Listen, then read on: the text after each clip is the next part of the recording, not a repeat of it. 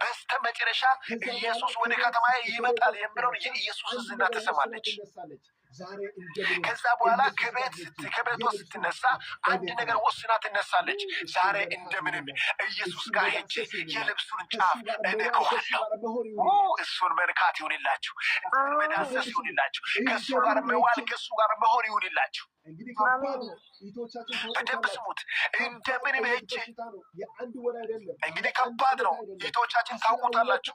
ከባድ አይነት በሽታ ነው። የአንድ ወር አይደለም፣ የአንድ ዓመት አይደለም፣ 12 ዓመት ሙሉ ሰው ጋር መሄድ መግባት፣ ሰው ጋር መውጣት አትችልም። የሆነ ጠረን አለ፣ የሆነ ሽታ አለ፣ የሆነ የሚሰማ ነገር አለ።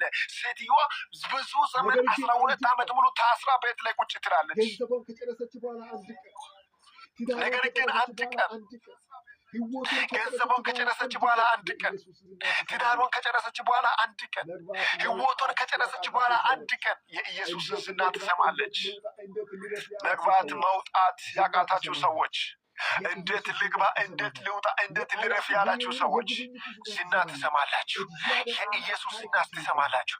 የአያችሁ የሆነ የጉብኝት ዝና ትሰማላችሁ። እግዚአብሔር አምላክ ታሪካችሁን ይቀይራል።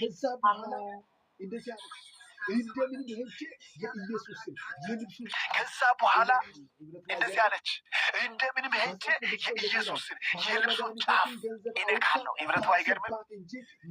መጽሐፍ ቅዱስ እኮ እንደዚህ ይላል፣ ባለመድኃኒቶችን ገንዘብ አውጥታ ባሰባት እንጂ ምንም